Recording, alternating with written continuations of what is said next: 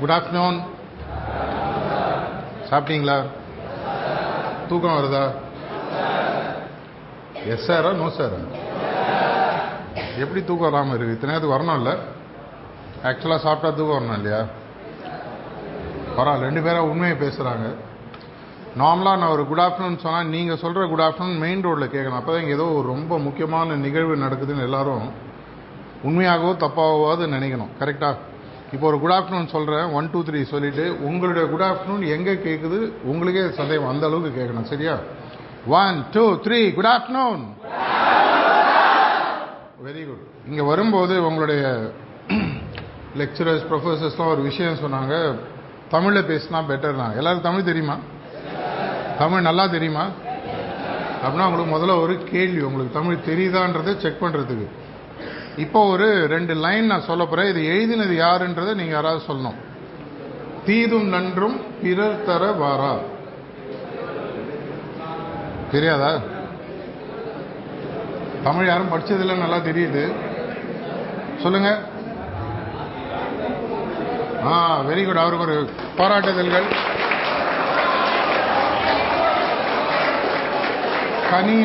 கனியன் பூங்குன்றனார்னு சொல்லிட்டு சங்ககால தமிழில் அவர் எழுதின ஒரு ரொம்ப ஃபேமஸ் பாட்டு அப்படின்னு சொல்லி பார்த்தீங்கன்னா, யாதும் ஊரே யாவரும் கேளீர், அதில் ஒரு இடத்துல வரும். இது ஒரு முக்கியமான வார்த்தை. எதற்காகனா, நான் சொல்லக்கூடிய சில கருத்துக்கள் இதை கொஞ்சம் ட்விஸ்ட் பண்ணி நான் வேற மாதிரி சொல்ல போகிறேன். அவர் சொன்ன வார்த்தை பார்த்தீங்கன்னா, தீதும் நன்றும் பிறர் தர வாரா. நான் சொல்ல போகிறது, உங்களுடைய வெற்றியும் தோல்வியும் பிறர் தர வாரான்றது உங்களுக்கு புரியணும்.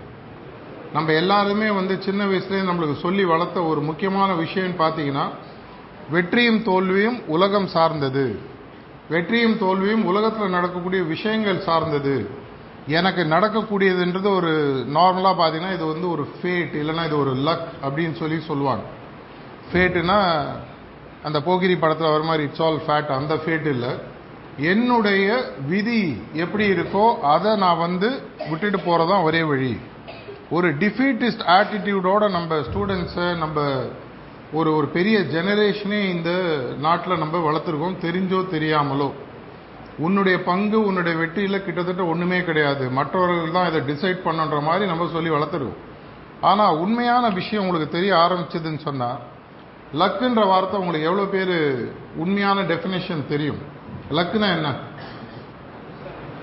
தமிழில் சொல்லலாம் அதிர்ஷ்டம்னா அது இஷ்டத்துக்கு போல வருது, அதிர்ஷ்டம்னு வாங்க. லக்குன்ற வார்த்தைக்கு ஆங்கிலத்தில் ஒரு பிஹேவியரல் சயின்ஸில் ஒரு டெஃபினேஷன் இருக்கு. லக்குன்றதை நீங்கள் லெஃப்ட் சைடில் ஒரு மேத்தமேட்டிக்கல் ஈக்குவேஷனாக எழுதினீங்கன்னா, ரைட் சைடில் 2 வார்த்தைகள் வரும். இது இரண்டும் சேரும்போது நீங்கள் ஆட்டோமேட்டிக்காக லக்கியாக மாறுவீர்கள். இது உங்களுக்கு புரிய ஆரம்பிக்கும் பொழுது வெற்றியும் தோல்வியும் பிறர் தர வாரான்றது உங்களுக்கு புரிய ஆரம்பிக்கும். லக்குன்னு லெஃப்ட் சைடில் எழுதுறீங்க, மேத்தமேட்டிக்கல் ஈக்குவேஷன் 2 எழுதினா 1 + 1 ஏதோ ஒன்று வரணும், பேலன்ஸ் பண்ணணும். கரெக்டா? அப்படின்னா லக்குன்றது எழுதினீங்கன்னா லெஃப்ட் சைடில், ரைட் சைடில் அதை பேலன்ஸ் பண்ணக்கூடிய ஈக்குவேஷன், லெஃப்ட் ஹேண்ட் சைடு லக்குன்னா right hand side equals to opportunity first plus meeting a prepared mind. இது 2 வார்த்தைகள் நீங்கள் கவனத்தில் கொண்டுட்டீங்கன்னு சொன்னால், நீங்கள் வாழ்க்கையில் இனிமேல் வெற்றியும் தோல்வியும் வெளியில இல்லை, முழுவதும் என்னுடைய தயாரிப்பில் உருவாக்கக்கூடிய ஒரு விஷயன்றது உங்களுக்கு புரிய ஆரம்பிக்கும். லெஃப்ட்ல நான் சொன்னது லக்கு, ரைட்ல என்ன சொன்னேன் நான்? Opportunity plus meeting a prepared mind. ஆப்பர்ச்சுனிட்டினா என்ன? வாய்ப்புகள். அடுத்தது பார்த்தீங்கன்னா, மீட்டிங் அ ப்ரிப்பேர்ட் மைண்ட்னா ஒரு தயாரான மனதை எப்பொழுது வாய்ப்புகள் இணைக்கிறதோ, அதுடன் இணைகிறதோ, அப்பப்பெல்லாம் நான் வெற்றி பெறுகிறேன், ஆட்டோமேட்டிக்காக நான் லக்கு இருக்குன்னு அர்த்தம். ஆப்பர்ச்சுனிட்டினா என்னன்னு சொல்லி பார்த்தீங்கன்னா, நான் பிறந்ததிலிருந்து இறக்கும் வரை நமக்கு தொடர்ச்சியாக நம்ம வாழ்க்கையில் தொடர்ச்சியாக கிடைக்கக்கூடிய விஷயம் பார்த்தீங்கன்னா வாய்ப்புகள். நார்மலாக நீங்கள் அந்த காலத்தில், இப்போ எல்லாம் ஆன்லைனுக்கு போயிடுது, ஒரு 10-15 வருஷம் முன்னாடி வரைக்கும் பார்த்தீங்கன்னா, சண்டே வெட்னஸ்டேயில் நீங்கள் ஒரு நியூஸ் பேப்பரை திறந்து பார்த்தீங்கன்னா வாண்டட் காலம் சொல்லி இருக்கும். இந்த வாண்டட் காலம் போய் பார்த்தீங்கன்னா ஒரு 100, 200, 300, 400 வேலைக்கான அட்வர்டைஸ்மெண்ட்ஸ் இருக்கும்.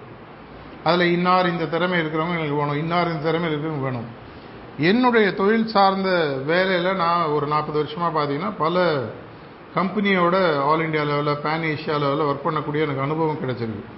ப்ரிடாமினேட்டாக ஹெச்ஆரோட மீட் பண்ணுவோம். ஹெச்ஆர்னா உங்களுடைய படிப்பை நீங்கள் முடித்தோன்னா அவங்கள தான் போய் ஃபைனலாக மீட் பண்ணணும் வேலைக்கு. வேலை செய்யக்கூடிய பட்சத்தில் நீங்கள் ஒரு ஆண்டர்பிரனர் கூட மாற முடியும். சொந்த கோயம்புத்தூர்ன்றது ஒரு தொழில்துறைக்கு பேர் போன ஒரு ஊர். நிறைய தொழில் விற்பனர்களை உருவாக்கின ஊர் இது. இங்கே அது உருவாக்குறது உங்களுக்கு வாய்ப்புகள் இருக்குது. அந்த ஹெச்ஆரில் எங்களுக்கு ஸ்டாண்டர்டாக சொல்லக்கூடிய ஒரு விஷயம்னு சொல்லி பார்த்தீங்கன்னா, இவ்வளவு நாங்கள் அட்வர்டைஸ்மெண்ட் பண்ணுறோம் சார், ஆனால் ஒருத்தருமே அப்ளை பண்ணுறதுக்கு ஆள் இல்லை.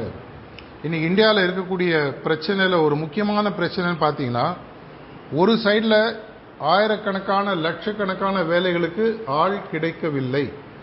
இந்த பக்கம் பார்த்தீங்கன்னா வருஷத்துக்கு தமிழ்நாட்டில் மட்டும் கிட்டத்தட்ட 4 லட்சம் பேர் ஆர்ட்ஸ் அண்ட் சயின்ஸ் காலேஜ்லேருந்து வெளியில் வராங்க.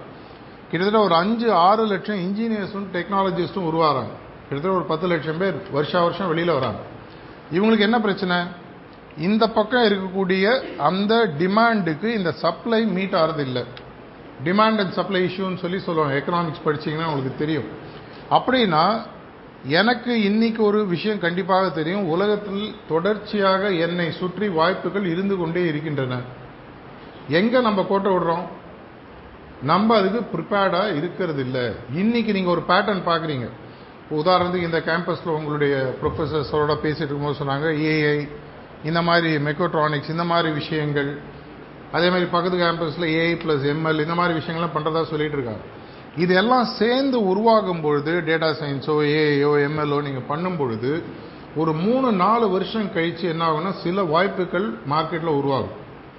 அந்த வாய்ப்புகள் என்னன்றது உங்களால இன்னைக்கு புரிய முடிஞ்சதுன்னா உங்களுக்கு அது உங்களுக்கே புரிய வைக்கக்கூடிய ஒரு திறமை நீங்க வளர்த்துட்டீங்கன்னு சொன்னா, நான் இன்னிலேருந்து அதுக்கு ப்ரிப்பேர் ஆக ஆரம்பிக்கிறேன்.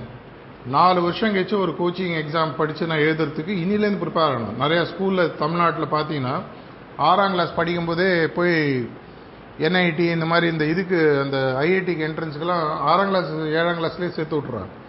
எதுக்குன்னா இது இருக்கோ இல்லையோ அதுவாது கை கொடுக்குன்னு சொல்லிட்டு.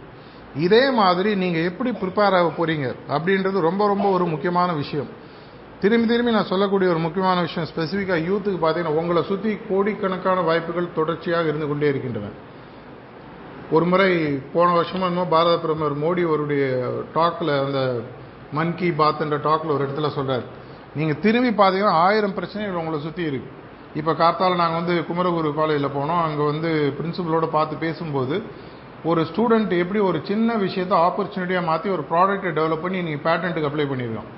அவன் என்ன பண்ணியிருக்கான்னா ஒரு சிம்பிளாக ஒரு விஷயத்தை எடுத்து நம்மளை சுற்றி ஸ்பெசிஃபிக்கலி டாய்லெட் இந்த மாதிரி ஏரியா இல்லை ஹாஸ்பிட்டல் மாதிரி ஏரியாவில் பார்த்தீங்கன்னா ஒரு மைக்ரோ ஜெர்ம்ஸ் ஏரில் நிறையா இருக்கும்.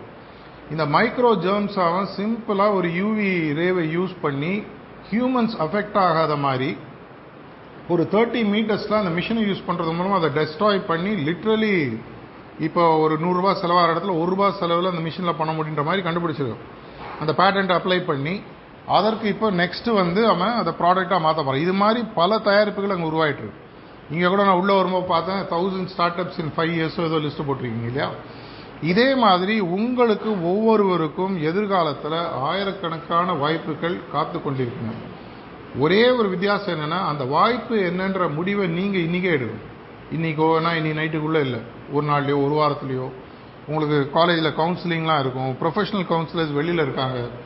ஆன்லைன்ல போனீங்கன்னா உங்களுக்கு கவுன்சில் பண்றதுக்கு நிறைய பேர் இருக்காங்க. அவங்கள்ட்ட போயிட்டு நீங்க கேட்குறீங்கன்னு வச்சுக்கோங்க, இது என்னுடைய படிப்பு, இந்த துறையில நான் ஒரு 3-4 வருஷம் கழிச்சு படிச்சு வெளியில வரும்பொழுது எந்த லைன்ல நான் வர முடியும், எந்த லைன் பிரகாசிக்க போகுது. என்னைக்குமே பார்த்தீங்கன்னா ஒரு 5 வருஷத்துக்கான ஒர்க் ப்ரொஜெக்ஷன்ஸ் மார்க்கெட்ல இருந்துட்டே இருக்கும்.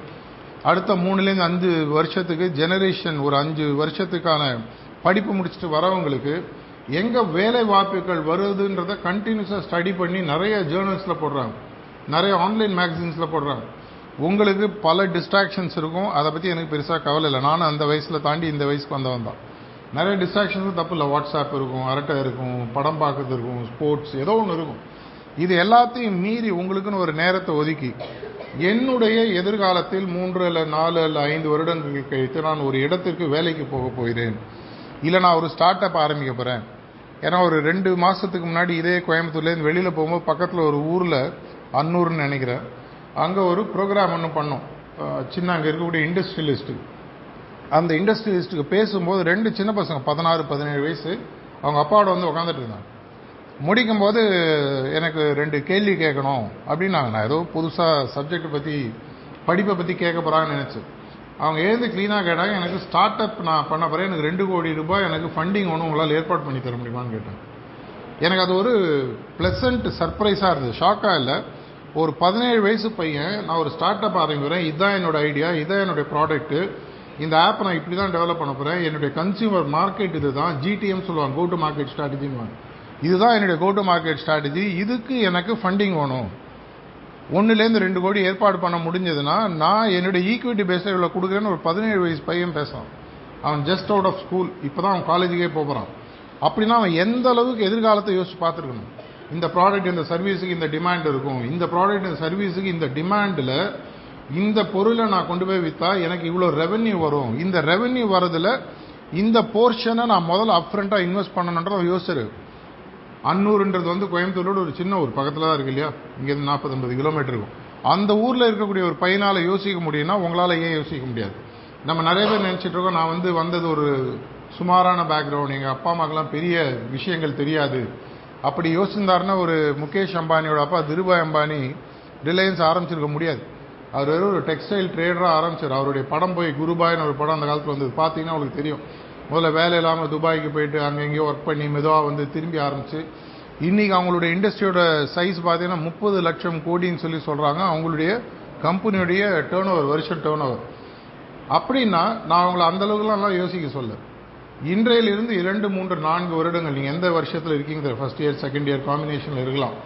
2 வருஷம் கழிச்சு நான் காலேஜ் முடிச்சுட்டு போனோன்னே, இல்லை அதுக்கப்புறம் நான் ஒரு போஸ்ட் கிராஜுவேஷன் பண்ண போகிறேன், இல்லை ஒரு MBA பண்ண போகிறேன், அது முடிச்சதுக்கு அப்புறமாக இதுதான் என்னுடைய வேலை, இதுதான் என்னுடைய தொழில், இல்லை இதுதான் என்னுடைய ஆண்டர்பிரனர் ட்ரீம். சில பேர் என்ன பண்ணுவாங்க, 2-3 வருஷம் நான் ஒர்க் பண்ணிட்டு அப்புறம் நான் சொந்தமாக கம்பெனி ஆரம்பிக்கிறேன்னு சொல்லுவாங்க. இல்லை சில பேர் என்ன சொல்லுவாங்க, நான் நேரடியாக செஞ்சு பார்க்குறேன். எனக்கு இன்னைக்கு ஒன்றும் இல்லை, நீங்கள் சென்னைக்கு வந்தீங்கன்னா சென்னையில் ஐஐடின்னு உங்களுக்கு எல்லாருக்குமே தெரிஞ்சிருக்கும். ஐஐடி வந்து அவங்களுடைய கேம்பஸுக்கு வெளியிலேயே பார்த்தீங்கன்னா ஐஐடி மெட்ராஸ் இன்குபேஷன் செல்லுன்னு ஒரு 10 மாடி கட்டடம் வச்சிருக்கோம். அந்த மொத்த கட்டடத்தில் அவங்களுக்கு யார் இடம் கொடுக்குறாங்கன்னா, யார் யாரெல்லாம் புதுசாக ஒரு காலேஜ் விட்டு வராங்களோ, யார் யாரெல்லாம் புதுசாக ஒரு ஐடியா வச்சுருக்காங்களோ, இன்குபேட்டர் செல்லுன்னு ஒன்று வச்சுருக்காங்க. அந்த இடத்துல அந்த ஐடியாவுக்கு அவங்க எங்கேருந்தாவது ஒரு சீட் கேபிட்டல் வாங்கி கொடுக்குறாங்க. ஒரு 5 லட்சம் 10 லட்சம் 20 லட்சம் வாங்கி கொடுக்குறாங்க. அந்த 5 லட்சம் 10 லட்சம் கொடுக்குறோம், மைண்டில் இந்த 5 லட்சம் 10 லட்சம் வராதுன்னு முடிவு பண்ணி கொடுக்குறாங்க. நார்மலாக நீங்கள் வெஞ்சர் கேபிட்டலிஸ்ட் இந்த மாதிரி கான்செப்ட்லாம் படித்து பார்த்தீங்கன்னா 10 இடத்துல பணம் போட்டாங்கன்னா 3 ஃபெயில் ஆகும், 4 ஃபெயில் ஆகும், 6 சக்சீட் ஆகும். இந்த 3-4 ஃபெயிலியர் ஆனதை 6 சக்சீட் ஆகிறதுல எடுத்துருவாங்க. இதே மாதிரி உங்களால் யோசிக்க முடிஞ்சதுன்னா இன்றைக்கி கூட நீங்கள் எப்பாவது ஃப்ரீயாக இருக்கக்கூடிய பட்சத்தில் சென்னைக்கு போங்க. உங்களுக்கு ரிலேஷனோ ஃப்ரெண்டோ இருந்தால் இன்குபேஷன் செல்லில் போய் பாருங்கள். உங்களுக்கு எதிர்காலத்தில் இது ஒரு சின்ன சாம்பிளுக்கு தான் நான் சொல்கிறேன். ஒரு இன்குபேஷன் செல்னு இருக்குது, அங்கே ஸ்டூடெண்ட்ஸுக்கெல்லாம் விசிட் பண்ணுறதுக்கு டைம் இருக்குது. நீங்கள் போய் அங்கே உங்களை மாதிரி ஸ்டூடெண்ட்ஸு வந்து ஆரம்பிச்சவனோட பேசலாம். நீங்கள் எதற்காக நான் சொல்கிறேன், நான் முதல்ல சொன்ன வார்த்தை லக்குன்ற வார்த்தையை லெஃப்ட்டில் போட்டு ரைட்டில் போட்ட முதல் வார்த்தை என்ன சொன்னேன் நான், ஆப்பர்ச்சுனிட்டி. ஆப்பர்ச்சுனிட்டின்றது வாய்ப்புகள். வாய்ப்புகள்ன்றது இனிமேல் எதிர்காலம் சம்மந்தப்பட்டது. அந்த எதிர்காலம்ன்றது ஒரு வாரம் கழிச்சு வரலாம். எவ்வளோ பேருக்கு உங்களுக்கு பேண்டமிக்கில் வீட்டில் சும்மா இருந்தீங்க சொல்லுங்கள் பார்க்கலாம், கை தூக்குங்க. பேண்டமிக் போது நான் வீட்டில் சும்மாவாக சார் இருந்தேன், கை தூக்குங்க.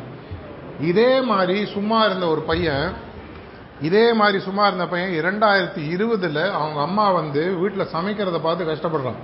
ரியல் லைஃப் எக்ஸாம்பிள் நான் உங்களுக்கு பேரோட சொல்கிறேன். அவங்க அம்மா வந்து இன்றைக்கி ஆர்டர் பண்ணணும்னா அவங்க வந்து பேண்டமிக் டைமில் ஆர்டர் பண்ணணும். அப்போ வந்து பிக் பாஸ்கெட் இது மாதிரி கம்பெனிஸாக இருந்தது.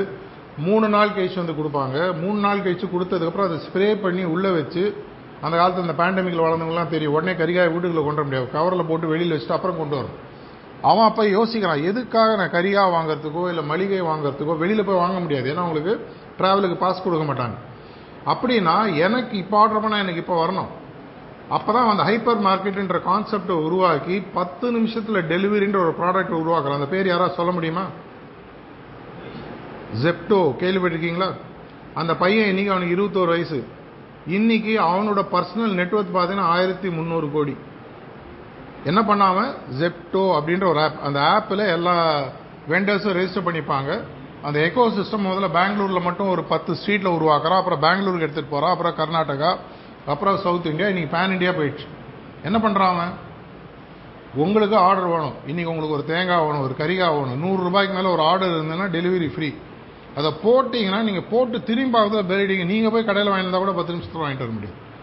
அந்த எஃபிஷியன்சியை கொண்டு வந்து அந்த ஆப்பை வச்சு இன்றைக்கி 1300 கோடி அடுத்த ஃபண்டிங் போகிறாங்க. அவங்களுடைய மார்க்கெட் கேபிட்டலைசேஷன் சொல்லுவாங்க. இந்த வார்த்தை நீங்கள் கேள்விப்பட்டிருக்கீங்களான்னு தெரியாது. 5000 கோடி அதோட போகுது எல்லாம் இந்த 3 வருஷத்தில். எல்லாருமே அது மாதிரி சக்ஸஸ் ஆக முடியுமான்னு எனக்கு தெரியாது. ஆனால் இது மாதிரி வாய்ப்புகள் மார்க்கெட்டில் இருக்கின்றது நீங்கள் தயவு செஞ்சு புரிஞ்சுக்கங்க. லாஸ்ட் 4 நாட்களில் நீங்கள் எவ்வளோ பேர் ஐபிஓனா தெரியுமா? இனிஷியல் பப்ளிக் ஆஃபர்னு சொல்லுவாங்க. ஒரு கம்பெனி வந்து என்னுடைய கம்பெனியை நான் மார்க்கெட்டில் லிஸ்ட் பண்ணுறேன்னு போகிறதுக்கு பேர் ஐபிஓ ப்ராசஸ்ன்னு பேர். லாஸ்ட் 3-4 நாளில் மேக்ஸிமம் லிஸ்ட் ஆன கம்பெனி ஐபிஓவில் எதுன்னு யாருக்கா தெரியுமா? நீங்கள் எல்லாரும் தினசரி யூஸ் பண்ணுற ஒரு ஆப் ஸ்விக்கி கேள்விப்பட்டிருக்கீங்களா? எல்லாம் யூஸ் பண்ணுறீங்களா? வீட்டில் சாப்பாடுனா ஸ்விக்கி ஜொமேட்டோ கரெக்டாக. ஸ்விக்கி இப்போது 2 நாள் முன்னாடி லிஸ்ட் ஆகி நேற்றுக்கு ஐபிஓ அவங்களோட க்ளோஸ் ஆச்சு. அதில் வந்து கிட்டத்தட்ட பார்த்தீங்கன்னா எக்ஸ்பெக்டட் 300 டைம் அவங்களுக்கு ஓவர் சப்ஸ்கிரைப் ஆக போகுது. ஓவர் சப்ஸ்கிரைப்னா என்னன்னு தெரியலன்னா கவலைப்படாதீங்க, ஒரு பேப்பரில் எழுதிக்கோங்க. இதெல்லாம் உங்களுக்கு கண்டிப்பாக காலேஜில் சொல்லித்தராங்களோ இல்லையோ நீங்கள் சொந்தமாக நீங்கள் இதெல்லாம் கண்டுபிடிச்சி ஆகணும். நீங்கள் ஒரு கம்பெனி ஆரம்பித்தாலும் சரி, ஒரு கம்பெனியில் போய் வேலை செஞ்சாலும் சரி, கடைசியில் நீங்கள் வெறும் ஒரு ப்ராடக்ட்டு சர்வீஸு டீல் பண்ண மாட்டீங்க. ஃபினான்ஷியல் டீல் பண்ணணும், ஹெச்ஆர் டீல் பண்ணணும், பல விஷயங்கள் உங்களுக்கு தெரியணும். இது எல்லாமே பார்த்தீங்கன்னா ப்ரிப்பேர்ட் மைண்ட். எதுக்காக நான் உங்களுக்கு புரியாத சில வார்த்தைகள் சொல்கிறேன், நீங்கள் யோசிக்கலாம். என்ன சார் வராரு, ஐபிஓன்றாரு, ஜொமேட்டோன்றாரு, ஜெப்டோன்றாரு.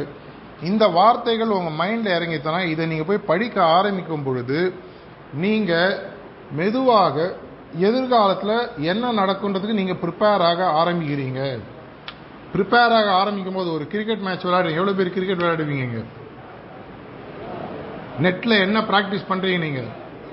பேஸ் பவுலர் போடுவான், ஸ்பின்னர் போடுவான், லெக் ஸ்பின்னர் போடுவான், ஆஃப் ஸ்பின்னர் போடுவான், கூகுளி, இன்ஸ்விங், ரிவர்ஸ் ஸ்விங் எல்லாம் விளையாடுறீங்களா? எதுக்காக அவ்வளோ பால் ப்ராக்டிஸ் பண்ணணும்?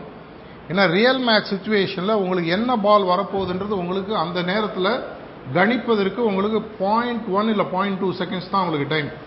அந்த டைமில் உங்கள் ஹேண்ட் மூவ்மெண்ட்டை பார்த்து நீங்கள் அந்த ஸ்ட்ரோக் விளையாடலாம், உங்கள் விக்கெட் விழுந்துடும். கரெக்டாக? இப்போ பார்த்தீங்களா 46 நாட் அவுட் பெங்களூர் டெஸ்ட்டில் எல்லாம் பார்த்துருப்பீங்களே, இந்தியா தோற்றது இல்லையா? எதனால்? பால் மூவ்மெண்ட் அவனுக்கு தெரியல. அந்த பால் மூவ்மெண்ட்டுக்கு அவன் ப்ரிப்பேர் ஆகலை. When I am prepared for the future, நான் வந்து பல விஷயங்கள், ஒரு ஃபேமஸ் உங்கள் எல்லாருக்குமே தெரிஞ்சிருக்கும், வின்ஸ்டன் சர்ச்சில்னு ஒரு பெரிய பிரைம் மினிஸ்டர், வேர்ல்டு வார் 2ல் இங்கிலாந்துக்கு பிரைம் மினிஸ்டராக இருந்தவர், இந்தியாவுக்கு இண்டிபெண்டன்ஸ் கொடுக்கறதுக்கு தடையாகிறது ஒரு முக்கியமான மனிதர். அவர் வந்து என்ன சொல்கிறாருன்னா, ஒரு எக்ஸ்டம்போர் ஸ்பீச்னு வாங்க. எக்ஸ்டம்போர் ஸ்பீச்னா ஸ்டேஜில் ஏறினதுக்கப்புறம் எதை பற்றி பேசணும்னு ஒரு டாபிக் கொடுப்பாங்க, அதை அப்படியே பேசணும். அவர் ஒரு இடத்துல சொல்கிறாரு, என்னுடைய எக்ஸ்டம்போர் ஸ்பீச்சுக்கு நான் 15 நாள் முன்னாடி ப்ரிப்பேர் ஆவேன்றார். அது எப்படிங்க டாப்பிக்கே தெரியாமல் 15 நாள் முன்னாடி ப்ரிப்பேர் ஆக முடியும்? அப்போ சொல்கிறாரு, உலகளாவி இருக்கக்கூடிய அனைத்து விஷயங்களையும் நான் படித்து வச்சுப்பேன். எதை நீங்கள் கேட்டாலும் அதுலேருந்து ஏதாவது ஒன்று தான் எடுத்தாகணும். ஒரு கார்டுன்னு எடுத்தீங்கன்னா 52 கார்டு 2 ஜோக்கர், இந்த 54 கார்டு ஒரு கார்டு தான் முன்னாடி விழும். இதே மாதிரி நீங்கள் ஃபுல்லாக ப்ரிப்பேர்ட் ஆகிட்டீங்கன்னு சொன்னால் எதிர்காலத்தில் உங்கள் முன்னாடி வரக்கூடிய அனைத்துமே உங்களுக்கு பிரச்சனைகளாக தெரியாது, வாய்ப்புகளாக தெரியாது.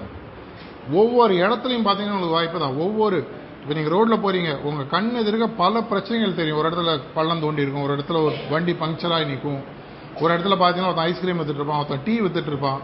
இது எல்லாமே நீங்கள் சர்வீஸாக பார்க்கலாம், ஒரு பிஸ்னஸ் ஐடியா பார்க்க முடியும். இது எங்கேருந்து வருது? உங்களுடைய எண்ணம். இந்த வயசில் உங்களுக்கு ஒரு பெரிய அட்வான்டேஜ் இருக்குது. உங்களுடைய மனசில் இப்போது நார்மலாக இது முடியாதுன்ற எண்ணம் பெருசாக இருக்காது. இது வந்து ஒரு rebellious age. Up to the age of 20 நம்ம எல்லாருமே ரிபல்லியஸாக இருப்போம். ரிபல்லியஸ்னால் என்ன? இது நான் ஒத்துக்க மாட்டேங்க, நான் வேறு மாதிரி தான் யோசிப்பேன். நம்ம வெளியில் சொல்லனா கூட, அப்பா அம்மா ஒரு ஐடியா சொன்னால் கூட, ஏன் இப்படி இருக்கக்கூடாது, ஏன் அப்படி தான் பண்ணணும், ஏன் இப்படி பண்ணக்கூடாது யோசிக்கக்கூடிய வயசு. அப்படி நீங்கள் யோசிக்கும் பொழுது உங்கள் கண்ணுக்கு முன்னாடி பார்க்க ஒரு நோட் புக் எடுத்துகிட்டு நீங்கள் சாயங்காலம் வீட்டுக்கு போகும்போது வச்சுக்கோங்க. நான் சொல்கிற எக்ஸ்பெரிமெண்ட்டை பண்ணி பாருங்கள். நைட்டுக்குள்ளே உங்களுக்கு மினிமம் 10 ஆப்பர்ச்சுனிட்டி கண்ணில் தெரியும். கையில் ஒரு நோட் புக்கோ, ஒரு பேப்பரோ, ஒரு பேனா வச்சுக்கோங்க. இன்றைக்கி நீங்கள் வீட்டுக்கு போகும் அடுத்த அரை மணி நேரம் 1 மணி நேரத்தில் அங்கங்கே நின்று ரோடையும் உங்களை சுற்றி நடக்கக்கூடிய விஷயங்களை அப்சர்வ் பண்ணுங்க. இந்த அப்சர்வ் பண்ணக்கூடிய விஷயத்தில் இன்னி வரைக்கும் இந்த பிரச்சனைக்கு யாருமே சொல்யூஷன் கண்டுபிடிக்க முடியலன்ற ஒரு 5-10 விஷயங்கள் ஏதுங்க. இந்த 5-10 விஷயங்களையுமே பார்த்தீங்கன்னா ஒரு பிஸ்னஸ் ஐடியாவோ ஒரு ப்ராடக்டாக உங்கள் கண்ணு முன்னாடி வரும். இது யாருமே உங்களுக்கு ஒரு பி ஸ்கூல்லையோ கவர்மெண்ட் ஸ்கூல்லையோ ஒரு டெக்னாலஜி காலேஜ் நார்மலாக சொல்லி தர மாட்டாங்க. ஏன்னா அவங்களுக்கு அது தெரியாது. நான் இந்த சைட்லேருந்து வராள் பிஸ்னஸ் எப்படி நடத்தணும்னு தெரியும். அந்த பிஸ்னஸுக்கு ஒரு ஸ்டூடெண்ட்டையோ ஒரு கார்பரேட் எக்ஸிக்யூட்டிவோ ஒரு லீடரையோ எப்படி உருவாக்கணுன்றது தெரியும். என் கண்ணு முன்னாடி நான் எங்கே போனாலும் நான் பார்க்குறது வாய்ப்புகள் மட்டும்தான், எனக்கு பிரச்சனைகள் தெரியறதே கிடையாது. இதனால தான் வால்ட் டிஸ்னி ஒரு வார்த்தை உருவாக்கினார் அந்த காலத்தில் 40-50 வருஷங்களுக்கு முன்னாடி. அவர் வந்து இந்த வார்த்தைக்கு என்ன பேர் கொடுத்தோன்னா ப்ராபர்ச்சுனிட்டின்னு சொல்லி சொன்னார். அவர் கண்ணில் பார்க்கக்கூடிய எல்லா ப்ராப்ளமுமே அவருக்கு ஆப்பர்ச்சுனிட்டியாக தான் தெரியுது. அதனால் அவருக்கு அந்த பேர் என்ன கொடுத்தாருன்னா ப்ராபர்ச்சுனிட்டி. 2 வார்த்தையை கம்பைன் பண்ணுறார். ப்ராப்ளம், ஆப்பர்ச்சுனிட்டியை கம்பைன் பண்ணி நெட்டில் போய் தேடி பாருங்க, இன்ட்ரெஸ்டிங் வார்த்தை. ப்ராபர்ச்சுனிட்டின்னு சொல்கிறார். என் கண் முன்னால் தெரியக்கூடிய மற்றவர்களுக்கு பிரச்சனைகள் தெரியக்கூடிய எல்லா விஷயங்களுமே எனக்கு வாய்ப்புகளாக தெரிகின்றன. இன்னைக்கு நீங்கள் இந்த ரூமில் ஒரு ரவுண்ட் அப்படி ஒரு சுற்றி பார்த்தீங்கன்னா இந்த ரூமில் இருக்கக்கூடிய எந்த விஷயங்களும் 60 வருஷத்துக்கு முன்னாடி கிடையாது, 70 வருஷத்துக்கு முன்னாடி கிடையாது. லைட்டாக இருக்கட்டும், ஸ்பீக்கராக இருக்கட்டும், நான் பேசக்கூடிய இந்த மாதிரி இந்த மைக் சிஸ்டமாக இருக்கட்டும், பிஏ சிஸ்டம், எதுவுமே ஒரு 70-80 வருஷம் முன்னாடி கிடையாது. இது கண்டுபிடிச்சதில் 10ல் 8 விஷயங்கள் கண்டுபிடிச்சது ஒரே ஒரு ஆள், தாமஸ் ஆல்வா எடிசன். தெரியுமா? பிஏ சிஸ்டம் கண்டுபிடிச்சது அவர். பேஸ் ஐட்டம் பார்த்தீங்கன்னா லைட்ஸ் கண்டுபிடிச்சது, டங்ஸ்டன் ஃபிலமெண்ட் எடுத்து பார்த்தீங்கன்னா கண்டுபிடிச்சது அவர். இந்த மாதிரி பல விஷயங்கள். ஏன்னா அவருடைய சுயசரிதம் படித்தீங்கன்னா அவர் சொல்கிறார், எதை பார்த்தாலும் என் முன்னாடி ஒரு வாய்ப்பாக தெரியுது. ஓ இதுவா, இதுக்கு பதிலாக என்ன பண்ணலாம். அங்கே விளக்கு அவர் கண்டுபிடிச்சதுக்கு ஒரு அருமையான அவருடைய சுயசரிதத்தில் கதை இருக்குது. டெய்லி நான் ஈவினிங் ஒரு கெட்டுகதருக்கு போவேன். போகும்போது 5 மணிலேருந்து மெழுகுவத்தியை ஃபுல்லாக ஏற்றிட்டே வச்சுட்ருப்பாங்க. அந்த மெழுகுவத்தியை ஏற்றி வைக்கிறதுக்கு 1.5 மணி நேரம் ஆகும். எதுக்கு 1.5 மணி நேரம் மெழுகுவத்தியை ஏற்றிக்கணும்? ஏதாவது ஒன்று செஞ்சால், எப்படி என்எஸ் கிருஷ்ணன் அந்த காலத்தில் பாட்டு பாடினாரோ, பட்டனை தட்டினா 2 இட்லி வரணும் ஒரு தட்டில்ன்னு சொல்லி அவர் யோசிக்கிறார். இந்த மெழுகுவத்தியை ஏற்றாமலேயே இந்த ரூமில் ஒளி கொண்டு வருவதற்கு ஏதாவது ஒரு வழி இருக்கா? அதுலேருந்து வந்தது தான் இந்த டங்ஸ்டன் ஃபிலமெண்ட்ன்ற விஷயமும், அதுலேருந்து வந்த பல்பும். இன்றைக்கி டங்ஸ்டன் ஃபிலமெண்ட் பல்பாக நீங்கள் படிக்க கூட மாட்டீங்க, பார்க்கறது கஷ்டம். இருந்தாலும் உங்கள் கண் முன்னால் நீங்கள் பார்க்கக்கூடிய ஒவ்வொரு பிரச்சனையும் ஒரு வாய்ப்பு. நீங்கள் எப்போ பார்க்க ஆரம்பிக்கிறீங்களோ நீங்கள் அதுலேயும் டிசைட் பண்ணலாம். என் கண் முன்னாடி 100 வாய்ப்பு தெரியுதுங்க, அதில் 95 வாய்ப்பை நான் ஒதுக்கிடுறேன், 5 வாய்ப்பை நான் எடுத்துக்கிறேன். இந்த 5 வாய்ப்பில் நான் படிக்கக்கூடிய மெக்கட்ரானிக்ஸோ, மெக்கானிக்ஸோ, ஏஐயோ, ஏதோ ஒரு சப்ஜெக்டில் நான் எப்படி லிங்க் பண்ண முடியுன்றதை கண்டுபிடிச்சிங்கன்னு சொன்னால், அடுத்த 2 வருடம் உங்களுடைய இப்போ ஒரு மரத்தை வெட்டுறதுக்கு உங்களுக்கு கோடாலி கொடுத்தாங்கன்னா நீங்கள் முதல்ல என்ன பண்ணுவீங்க? வெட்டுவீங்களா? அந்த கோடாலியை ஷார்பன் பண்ணுவீங்களா? முதல்ல ஷார்பன் பண்ணணும். அதே மாதிரி 2 வருடம் கழித்து என்னுடைய வாழ்க்கையில் எனக்கு வரக்கூடிய வாய்ப்புகளுக்கு நான் இப்போலேருந்தே தயாராகும். நீங்கள் செய்கிற எல்லா டைம் பாஸ் விஷயங்களும் பண்ணதில்லை, பிரச்சனை அது இல்லைன்னா லைஃப் கிடையாது. படம் போங்க, ஓடிடியில் பாருங்கள், வாட்ஸ்அப்பில் வீடியோ ஃபார்வர்ட் பண்ணுங்கள், என்ன வேணால் பண்ணுங்கள், அது உங்கள் இஷ்டம். தயவு செஞ்சு நெகட்டிவ் ஹேபிட்ஸில் மாட்டிக்காதீங்க. என்ன நான் சொல்கிறேன்னு உங்களுக்கு தெரியும். இதை விட்டு உங்களுக்குன்னு ஒரு 1-2 மணி நேரம் ஒதுக்குங்க. ஏன்னா உங்களுடைய எதிர்காலம் முன்னாடி சொன்ன மாதிரி வெற்றியும் தோல்வியும் பிறர் தர வாரா. நாளைக்கு என் லைஃப் நான் தோத்துட்டேன்ட்டு யாரும் சொல்லக்கூடாது, வெற்றி பெற்றேன்னு யாரும் சொல்லக்கூடாது. எதாக இருந்தாலும் நான் செஞ்சதா இருக்கும் அப்படின்னு சொன்னால் அதுக்கு நான் தயாராகணும். அப்படின்னா நான் முதல்ல வாய்ப்புகளை கண்டுபிடிக்கணும். அந்த வாய்ப்புக்கு என்னை தயார் செய்து கொள்ள வேண்டும். இது செய்யணும். 2 விஷயம் முக்கியம். இங்கே தான் எங்களுடைய ஹார்ட்ஃபுல்னஸ் பயிற்சி பற்றி நான் குழந்தை முடிக்க போகிறேன். இதுக்கப்புறமாக இது எப்படின்ற ஒரு சின்ன பயிற்சி இருக்கும். பயிற்சி முடிஞ்சதுக்கு அப்புறமாக உங்களுக்கு ஏதாவது கேள்விகள் இருந்தால் எடுத்துக்கலாம். இல்லைங்க 4:30 மணிக்கு கிளம்பணும், லேட் ஆச்சுனாலும் நீங்கள் கிளம்பலாம், உங்கள் இஷ்டம். எங்களுக்கு கோயம்புத்தூரில் பல இந்த ஹார்ட்ஃபுல்னஸ் பயிற்சி சொல்லிக் கொடுப்பதற்கு பல பேர் இருக்காங்க. பல காலேஜில் நாங்கள் சொல்லிக் கொடுத்துட்ருக்கோம். நிறைய students, all walks of life, government, corporates, home makers, கிட்டத்தட்ட ஒரு 35 ஸ்ட்ரீமில் பார்த்தீங்கன்னா எல்லோரும் கற்றுக்குறாங்க. நாங்கள் என்ன பண்ணுறோம்? ஒரு மாணவனுக்கு இருக்கக்கூடிய, ஒரு மனிதனுக்கு இருக்கக்கூடிய 2 பெரிய சக்திகள் அப்படின்னு சொல்லி எடுத்து பார்த்தீங்கன்னா, உங்களுடைய எண்ணும் திறமை. எண்ணும்னா கவுண்டிங் இல்லை, திங்க் பண்ணுற திறமை. இது மனுஷனுக்கு மட்டும்தான் உண்டு. உலகத்தில் கிட்டத்தட்ட 1 கோடி ஜீவராசிகள் இருக்கிறதா சொல்கிறாங்க. 1 கோடி ஜீவராசிகள்ன்றது ஓரறிவிலிருந்து 5 அறிவு வரை இருக்கக்கூடிய ஜீவராசிகள். நாயில் ஆரம்பிச்சு கீழே லோயஸ்ட் அமீபா வரைக்கும் பார்த்தீங்கன்னா either 1 or 2 or 3 or 4 or 5 5 அறிவு.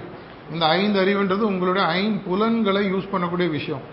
ஒரு நாயால் 5 புலன்களை அதனால் யூஸ் பண்ண முடியும். அதனால் இது 5 அறிவுன்னு சொல்லி சொல்லுவாங்க. மரம்னு எடுத்தீங்கன்னா அதுக்கு ஓரறிவு, அதனால் ஒரு புலன் தான் யூஸ் பண்ண முடியும். மனிதன் மட்டும்தான் இந்த 6வது புலன். நமக்கு இருக்கக்கூடிய ஒரே ஒரு வித்தியாசம், இந்த 1 கோடி ஜீவராசிகளுக்கு இல்லாத ஒரு வித்தியாசம் நமக்கு இருக்குன்னு சொல்லி பார்த்தீங்கன்னா, உங்களுடைய எபிலிட்டி டு திங்க் அப்படின்னு சொல்லி சொல்லுவாங்க. எபிலிட்டி டு திங்க்னா எபிலிட்டி டு டிஸ்கிரிமினேட். எது சரி, எது தவறு, எது என் எதிர்காலத்தை உருவாக்கும், எது என் எதிர்காலத்தை உருவாக்காது. இது உங்களுக்கு தெரிய ஆரம்பிச்சதுன்னா உங்களுடைய எண்ணம் உங்களுடைய நண்பனாக மாற ஆரம்பிக்கும். உங்களுடைய நண்பனாக மாற ஆரம்பிக்கணும். முதல்ல எண்ணம் நான் சொல்கிறத கேட்கணும். நம்ம நிறைய பேர் இருக்கக்கூடிய பிரச்சனை, நம்ம இப்படி போய்ட்டுருப்போம், எண்ணம் அப்படி போய்ட்டுருக்கும்.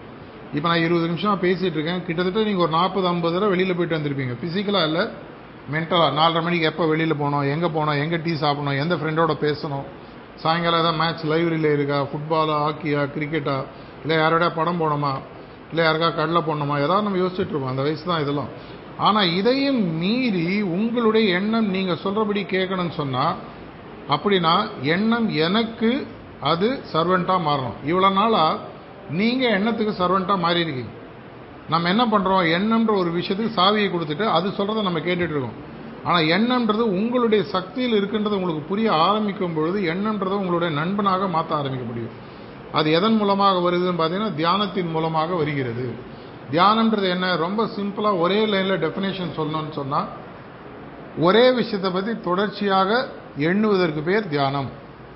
ஒரு ஸ்டூடெண்ட் நீங்கள் மெக்கானிக்கல் சப்ஜெக்ட் பற்றியே யோசிச்சீங்கன்னா தியானம் பண்ணுறீங்க. சக்ஸஸ், என் வாழ்க்கையில் வெற்றி பெறணும்னு நினச்சிங்கன்னா நீங்கள் தியானம் பண்ணுறீங்க. ஒரு கிரிக்கெட்டர் எப்படி நான் 100 அடிக்கணும்னு நினச்சாலும் அந்த 100 அடிக்கிறத பற்றி அவன் தியானம் பண்ணுறான். அவங்களுடைய எண்ணம் எப்பொழுது ஒரே எண்ணத்தில் இருக்கிறதோ நீங்கள் தியான நிலையில் இருக்கிறீர்கள். இதை அவங்களுக்கு புரிய வைக்கிறதுக்கு ஒரு பயிற்சி கொடுக்க போகிறோம். இதுதான் இந்த தியான பயிற்சி. உலகத்தில் வியாபித்திருக்கக்கூடிய இயற்கையானது, சக்தியானது என்னுடைய இதயத்திலும் ஒரு ஒளிரூபமாக இருக்கின்ற ஒரு எண்ணத்தை கொடுத்து என்னுடைய மனதை யூஸ் பண்ணியே நான் ப்ராக்டிஸ் பண்ணுறேன். திருடங்கையில் சாவி கொடுக்குற மாதிரி. நம்ம ஊரில் சொல்லுவாங்க, விஷம் விஷத்தை முறிக்கும்னு சொல்லுவாங்க. நம்ம நிறைய பேர் கேள்விப்படுறோம். எந்த விஷமாக இருந்தாலும் அந்த ஆன்டிடோட்டு எது அந்த விஷத்தை உருவாக்குகிறதோ அதுலேருந்து ஆன்டிடோட்டு எடுப்பாங்க. இதே மாதிரி உங்களுடைய எண்ணத்தை உங்களுக்கு நண்பனாக மாற்றி கொடுக்கும். எங்களுடைய ஒரே ரெக்வெஸ்ட், நீங்கள் எதை இன்னைக்கு கற்றுக்கிறீங்களோ, எப்படி நான் ஜிம்முக்கு போனாலோ, ஸ்விம்மிங் போனாலோ, பேட்மிண்டன் கற்றுனாலோ ஒரே நாளில் கற்றுக்க முடியாதோ, நாங்கள் ரெக்வெஸ்ட் பண்ணுறது 90 நாட்களுக்கு தினசரி 45 நிமிஷம் ஒதுக்கி வைங்க. 45 நிமிஷம் இல்லைன்ட்டு பிரைம் மினிஸ்டரால் கூட நீங்கள் சொல்ல முடியாது, நம்மளால் கண்டிப்பாக சொல்ல முடியாது. அது வேற எங்கேயோ நம்ம ஒதுக்கி வச்சுட்ருப்போம். டெய்லி 45 மினிட்ஸ் என்ன பண்ணணுன்ற நான் சொல்கிறேன். கார்த்தால் எழுந்த உடனே எப்போ உங்களுக்கு காலேஜுக்கு வரதுக்கு முன்னாடி டைம் இருக்கோ ஒரு 20லேருந்து 25 நிமிஷம் நாங்கள் சொல்கிறபடி உட்காந்து தியானம் பண்ணு. இன்றைக்கி ஹார்ட்ஃபுல்னஸ் அப்படின்ற ஒரு ஆப் வந்திருக்கு. ஸ்மார்ட் ஃபோனில் நீங்களே யூஸ் பண்ணலாம். யாரும் உங்களுக்கு சொல்லித்தரன்ற அவசியம் இல்லை. உங்களுடைய ஸ்மார்ட் ஃபோன் எடுத்து ஹார்ட்ஃபுல்னஸ்ன்னு ஆண்ட்ராய்ட்லையோ iOS ஸ்டோரில் போய் தேடினீங்கன்னா இந்த ஆப் இருக்கும். இந்த ஆப்பை டவுன்லோட் பண்ணி எப்படி தியானம் பண்ணுறது நான் இன்றைக்கி சொல்லிக் கொடுக்குறத அவங்க அந்த ஆப் மூலமாக சிம்பிளான வீடியோஸ் மூலமாகவும் இன்ஸ்ட்ரக்ஷன்ஸ் மூலமாகவும் தானாகவே நடக்கும். எதற்காகனா நாங்கள் டெக்னாலஜி எம்ப்ரேஸ் பண்ணிட்டோம் ரொம்ப நாள் முன்னாடியே. இது 90 நாட்கள் பயிற்சி செய்யும்போது இன்றைக்கி நான் பார்க்கக்கூடிய பல ஸ்டூடெண்ட்ஸ் கேட்குறது முதல்ல என்ன கேட்குறாங்கன்னா, சார் நீங்கள் சொல்கிறதெல்லாம் எனக்கு ப்ரூவ் பண்ணுங்கள். அருமையான கேள்வி. என்னால் எப்படி ப்ரூவ் பண்ண முடியும்? ஒரே வழி, நீங்களே எக்ஸ்பெரிமெண்ட் பண்ணுங்கள், உங்கள் மேலேயே எக்ஸ்பெரிமெண்ட் பண்ணுங்கள். 90 நாட்கள் தினசரி நீங்கள் தியானம் செய்து நான் சொல்லக்கூடிய சுத்திகரிப்பு வழிகளை பயன்படுத்தும் பொழுது டெய்லி ஒரு சின்ன ஒரு பேப்பரில் எழுதுங்க. இன்றைக்கி நான் 20 நிமிஷம் சார் சொன்ன மாதிரி மெடிடேட் பண்ணேன், இது நடந்தது, என்னுடைய மைண்டில் ஒரு ஃபோக்கஸ் வந்தது, என்னால் என்னுடைய எதிர்காலத்தை பற்றி எந்த விதமான டென்ஷன் இல்லாமல் யோசிக்க முடியும். இதெல்லாம் எழுதிட்டே வாங்க. 90 நாட்கள் எழுதினீங்கன்னு சொன்னால் எப்படி ஒரு லேபில் நீங்கள் ரெப்பிட்டிஷன் மூலமாக, சயின்ஸுன்றது என்ன, ஒரு விஷயத்தை திரும்பி திரும்பி நீங்கள் பண்ணும்போது ஒரே ரிசல்ட்டை கொடுத்தா அதுக்கு பேர் சயின்டிஃபிக் எவிடன்ஸ்ன்னு சொல்லுவாங்க. இதே மாதிரி உங்களுடைய சிந்தனைகளும் உங்களுடைய உணர்வுகளும் உங்களுடைய கண்ட்ரோலில் இருக்கான்னு 90 நாள் செக் பண்ணி பாருங்க. 90 நாள் முடியும் பொழுது சார் சொன்ன மாதிரி நடந்தது, கண்டினியூ பண்ணுங்க. உங்களுடைய வாழ்க்கை எந்த அளவுக்கு மாறுன்றது இப்போ நான் சொன்னால் உங்களுக்கு புரியாது. இன்றைக்கி உலகளாவி பார்த்தீங்கன்னா கிட்டத்தட்ட 4 கோடி மக்கள் எங்களுடைய ஹார்ட்ஃபுல்னஸ் பயிற்சி பண்ணுறாங்க. கிட்டத்தட்ட அதில் 60-70 லட்சம் பேர் மாணவர்கள்னால் சில பேர் ஸ்கூலில் படிக்கலாம், சில பேர் காலேஜில் படிக்கலாம், சில பேர் PhD ஸ்காலராக இருக்கலாம், எல்லாருமே மாணவர்கள் தான். 60-70 லட்சம் பேர் ப்ராக்டிஸ் பண்ணுறாங்கன்னா கண்டிப்பாக ஏதோ ஒரு விஷயம் அதில் இருக்கணும். யாரையுமே நாங்கள் ஃபோர்ஸ் பண்ணுறதில்ல. ஏன்னா நாங்கள் கொடுக்குற சர்வீஸ் ஃப்ரீ, நாங்கள் சார்ஜ் பண்ணுறது கிடையாது.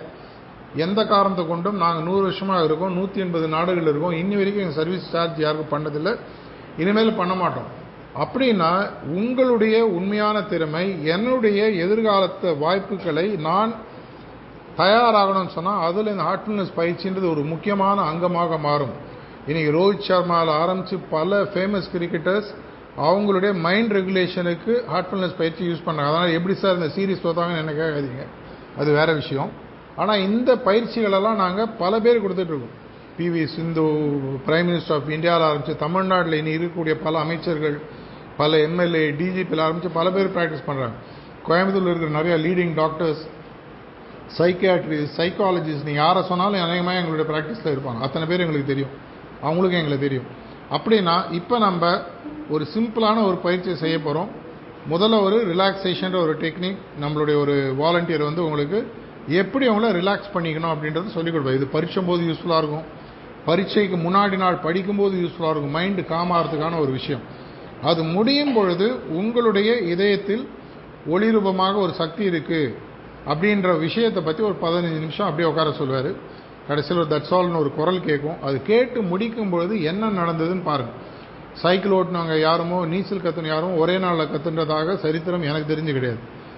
மினிமம் ஒரு 4-5 நாளாகவும் சில பேருக்கு நிறையா நாளாகும். அதே மாதிரி இந்த பயிற்சியானது எப்படி நீங்கள் உங்களுக்கு தெரியாமல் மூச்சு விடுறீங்களோ, எப்படி தெரியாமல் காது கேட்குதோ, அதே மாதிரி ஒரு சப்கான்ஷியஸ் ப்ராசஸாக மாறும் பொழுது உங்களுடைய நம்பிக்கையும் உலகில் இனிமேல் நடக்கக்கூடிய தோல்வியும் வெற்றியும் வேற யாரும் கொடுக்கறதில்ல, அது என் மூலமாக வருதுன்ற முழுமையான நம்பிக்கை உங்களுக்கு வரும். அப்பேற்பட்ட எதிர்காலம் உங்களுக்கு அமையணும். இந்த காலேஜிலேருந்து பல பெரிய பெரிய விஞ்ஞானிகளும் பெரிய பெரிய இண்டஸ்ட்ரியலிஸ்டும் உருவானன்ற ஒரு வாழ்த்துக்களுடன் பிரார்த்தனையுடன் முடித்துக் கொள்கிறேன். நன்றி, வணக்கம்.